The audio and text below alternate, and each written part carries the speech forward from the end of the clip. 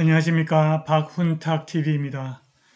이란의 복잡한 군사동맹이 제3차 세계대전으로 이어질 수 있습니다. 방송 전에 한 말씀 드리겠습니다. 여러분들 잘 아시다시피 제 방송에는 광고가 잘 들어오지 않습니다.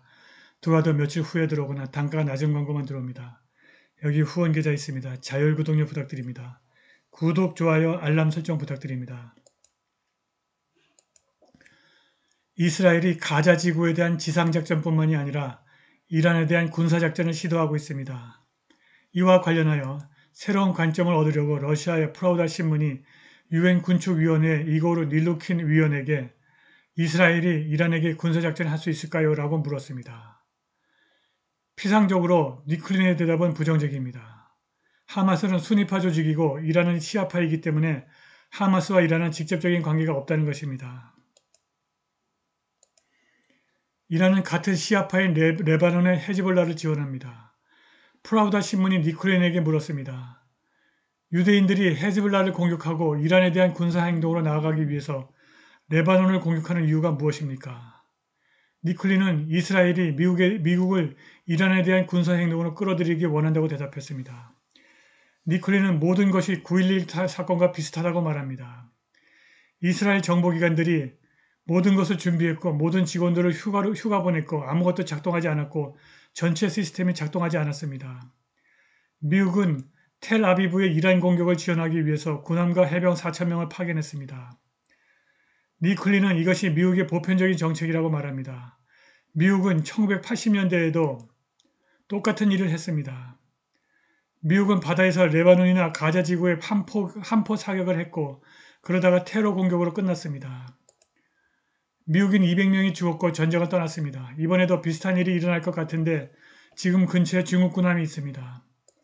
니클리는 지금까지 이스라엘이 이긴 전쟁은 모두 짧은 전쟁이었고 바로 그것이 이스라엘이 미국을 개입시키려고 하는 이유일 가능성이 있다고 말했으나 미국이 개입하는 데에는 다른 의도가 있다고 지적했습니다.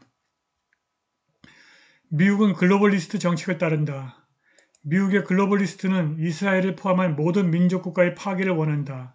그것이 바로 그들이 위기를 일으키는 이유이다라고 그가 말했습니다. 실제로 미국 정치를 지배하는 글로벌리스트가 위기를 만들고 있습니다.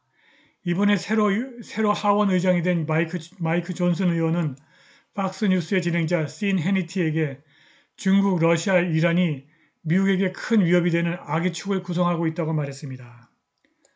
존슨은 하마스와 헤즈볼라는 이란의 대리인이며 현재 러시아, 중국과 묶여 있다. 즉 새로운 악의 축이다. 이것이 우리가 보는 방식이다 라고 말했습니다. 존슨은 우크라이나 전쟁, 이스라엘의 가자 전쟁, 워싱턴의 태평양 군사력 증강, 남북 국경의 보안 강화를 위한 자금을 제공하기 위해서 백악관이 제안한 1,050억 달러 법안을 지지한다고 설명했습니다.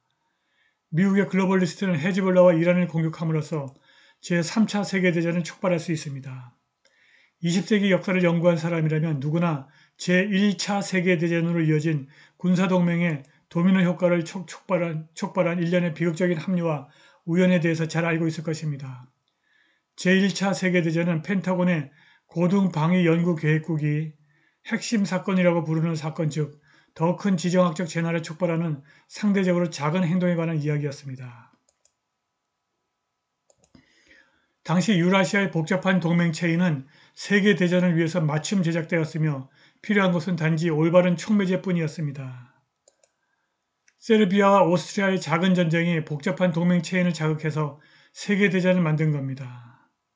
불행하게도 오늘날 중동에 비슷한 상황이 존재하고 있고 마침내 주류 분석가들이 비주류 분석가들이 경고해온 위험을 깨닫고 있습니다. 이스라엘과 팔레스타인의 전쟁은 테러리즘이나 성경적인 불일치가 아니라 테스트를 기다리고 있는 방위조약과 동맹의 구조에 관한 것입니다. 이스라엘과 팔레스타인의 오래된 분열은 악의적 행위자가 글로벌 재난을 촉발하기 위해서 악용할 수 있는 유용한 핵심일 뿐입니다. 갈등 확산의 두 가지 열쇠는 팔레스타인이 아니라 이스라엘과 이란입니다.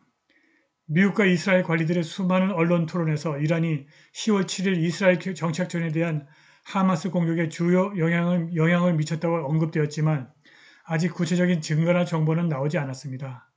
더 큰 전쟁을 위한 잠재적인 연쇄 반응을 일으킬 두 국가가 관련된 다수의 방위 협정이 있습니다. 이스라엘과 미국의 동맹은 잘 알려져 있으나 이란의 수많은 국방 연결의 중요성을 이해하는 사람은 거의 없습니다. 이란은 레바논과 불가분의 관계에 있을 뿐만이 아니라 2006년에 시리아와 상호 방위 협정을 맺었습니다. 지난 2주 동안 시리아에 있는 미군 기지와 인력에 대한 수많은 공격이 있었고 이것이 이스라엘이 가자지구 지상 침공을 시작하기 전에 서둘러 미사일 방어 포대를 배치하는 이유입니다. 이란이 참전하면 시리아의 개입이 확실해질 것입니다.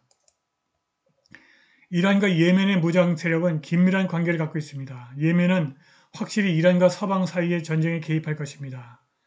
뿐만 아니라 이란은 올해 7월 공식적으로 상하이 협력기구에 가입해서 러시아도 포함된 중국 주도 경제안보블록의 9번째 회원국이 되었습니다. 이란과 러시아와 중국은 이제 미국과 나토의 글로벌 영향력을 약화시키기 위해서 특별히 고안된 삼각동맹으로 불립니다.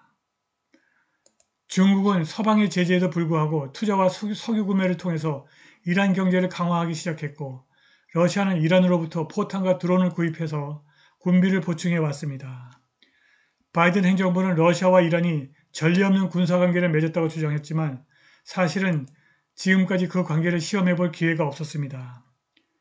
미국과 이스라엘이 이란과 공개적인 갈등을 감행할 경우 러시아와 중국이 이란을 얼마나 지원할 의향이 있을지 말하기는 어렵습니다. 중국이 양자 무역에서 세계 기축통화 달러를 삭제하는 등 먼저 경제 보복을 사용할 가능성이 매우 높습니다. 중동과 관련된 수많은 경제적 군사적 이해관계로 인해서 광범위한 분쟁이 발생하면 필연적으로 여러 국가들이 전투에 참여하게 될 것입니다. 이것이 아마도 2019년 푸틴이 미국이 이란과 전쟁을 주도하면 슬픈 결과와 재앙을 초래할 것이라고 경고한 이유일 것입니다. 미국과 이스라엘이 이란을 침공한다면 이란이 맺은 복잡한 군사동맹이 제3차 세계대전을 유발하는 촉매제가 될 수 있습니다. 미국인들이 재난에 대비하고 있습니다. 설문조사와 조립식 재난키트 판매 변화에 따르면 미국인들이 몇 년 전보다 비상용품을 더 잘 보관하는 경향이 있는 것으로 나타났습니다. 지난 4월 금융서비스 회사 파인더가 조사한 미국 성인 2,179명 중 약 3분의 1이 지난해 부패하지 않은 식품, 의약품, 물통 등을 포함한 품목에 평균 149달러를 지출했다고 답했습니다. 이는 2020년에 비해서 20% 증가한 수치입니다. 둠스데이 프레퍼스 같은 리얼리티 쇼는 재난에 집착하는 사람들이 최악의 상황에 대비하는 모습을 보여줍니다. 한국에 핵재앙이 발생할 가능성은 낮지만 우리도 방사능 해독제를 준비하는 등 재난에 대비하는 준비를 해야 합니다. 오늘 방송은 여기까지입니다. 감사합니다.